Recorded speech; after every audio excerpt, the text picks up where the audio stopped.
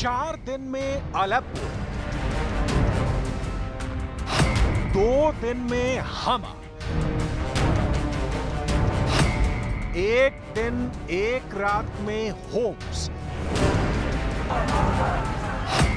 15 घंटे में Dara,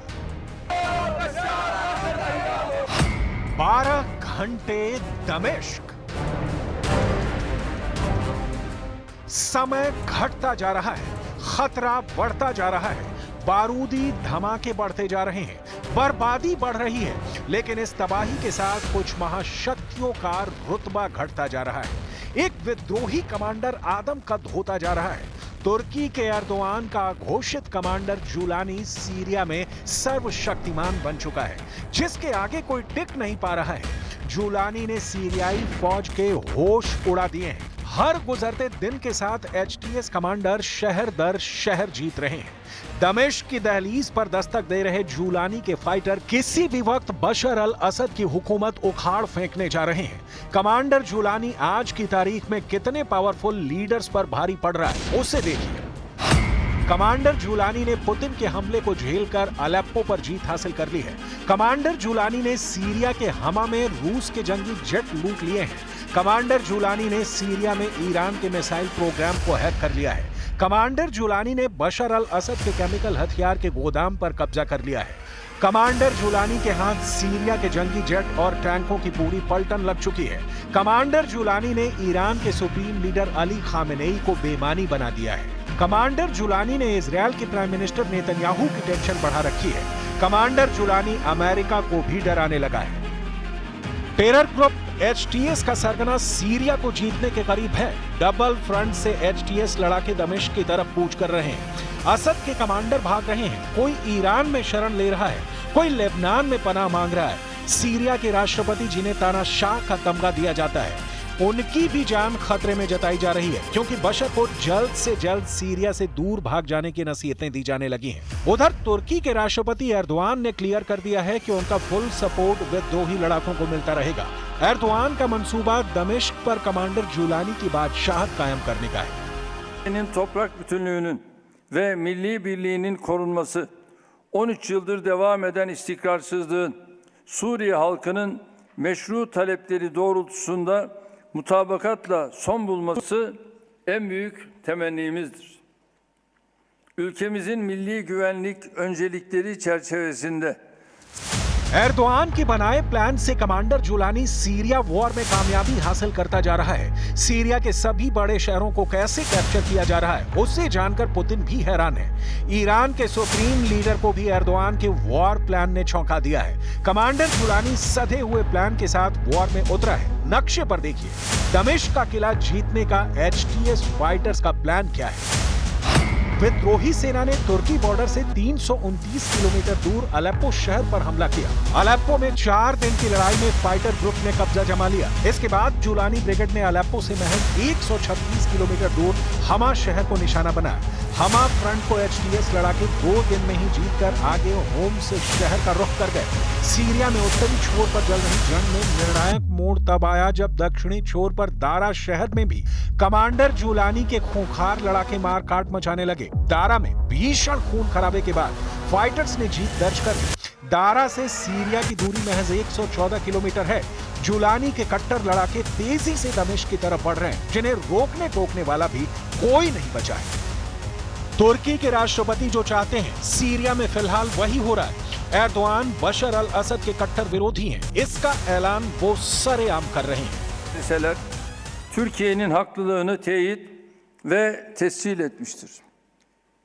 Suriye ihtilafında ülkemizin duruşu, hassasiyetleri, temel öncelikleri ve savuna geldiği politikanın parametreleri bellidir. Syria में Erdogan की जीत की रात तब से आसान हुई है जब से रूस ने युद्ध से दूर रहने का ऐलान किया है। हालांकि अलेप्पो में एचटीएस के हमले के जवाब में रूस ने जंगी जेट से बम बरसाकर बशर के समर्थन में होने का सिग्नल दिया था, लेकिन अचानक रूस का रुख बदल गया है। रूस ने दमिश्क में दूतावास से अपने नागरिकों को देश छोड़ने की सलाह दी है। ब्लूमबर्ग की रिपोर्ट में क्रेमलिन के हवाले से बताया गया है कि रूस के पास सीरिया संकट का हल नहीं है। सीरियाई राष्ट्रपति असद विद्रोह को दबाने के लिए कई सालों से रूस और ईरान पर निर्भर रहे हैं, लेकिन अब हालात बदल चुके हैं। रूस और ईरान दोनों सीरिया संकट से पल्ला झाड़ रहे हैं। तो क्या बशर के पास बचने का कोई रास्ता नहीं बचा है? CNN को दिए इंटरव्यू में कमांडर जुलानी ने साफ कर दिया है कि फिलहाल बशर के पास सीरिया से भागने के सिवा कोई रास्ता नहीं बचा है। अपने इंटरव्यू में कमांडर जुलानी ने असली नाम का भी खुलासा किया है। HTS के जिस कमांडर ने सीरिया में तहलका मचा दिया है, उसका असली नाम अहमद अल शरा है। कमांडर जुलानी के नाम से कुख्यात अहमद अल शरा ने यह भी पर्दाफाश किया कि सीरिया में HTS का ऑपरेशन तख्ता पलट नवंबर महीने में शुरू हो गया था। जुलानी ने HTS लड़ाकों की फौज कैसे जुटाई, इसकी जानकारी भी मिली है। HTS फाइटर्स में ज्यादातर वो लड़ाके हैं जिन्हें कभी न कभी बशर अल असद सरकार ने जेल भेजा है। सख्त सजा काटने वाले खूंखार लड़ाकों की बम्पर भर्ती कर जुलानी सीरिया में तख्ता पलट के मिशन पर निकला है। जुलानी ने दावा किया है कि बशर के तख्ता पलट के बाद सीरिया से सभी विदेशी सेना को बाहर कर दिया जाएगा। मौजूदा वक्त में अमेरिका, तुर्की, रूस और ईरान का दखल सीरिया में है। जुलानी किस बूते इन सेनाओं से टकराने का ऐलान कर रहा है, ये समझ से परे है, क्योंकि HTS फाइटर्स के अकेले दम से महाशक्तियों से भिड़ा तो बर्बाद होना तय है। मीडिया रिपोर्ट्स के मुताबिक साल 2017 तक HTS लड़ाकों की गिनती 31,000 थी। 2018 में फाइटर ग्रुप में सिर्फ 15,000 लड़ाके बचे थे। साल 2020 आते आते जुलानी ब्रिगेड की संख्या 12,000 थी। साल 2022 में ये फिर से 15,000 के आंकड़े तक पहुंच गए। 2024 में कमांडर जुलानी कितने लड़ाकों के साथ युद्ध लड़ रहा है, इसका पता किसी को नहीं। हालांकि कुछ हजार विद्रोहियों ने बशर अल असद की 1,70,000 सैनिकों की फौज को घुटने पर ला दिया है, जिसकी वजह से अरब वर्ल्ड में भी बशर के खिलाफ आवाजें सुनाई देने लगी है। कतर के प्रधानमंत्री ने सीरिया युद्ध संकट का जिम्मेदार बशर अल असद को ठहराया है। While we had an opportunity in that time when the war over there has calmed down, yet Assad didn't seize this opportunities to start engaging and restoring his relationship with his people, and we didn't see any serious movement, whether it's on the return of the refugees or on reconciling with his own people. Syria में बशर के समानांतर सत्ता का संचालन भी शुरू हो चुका है।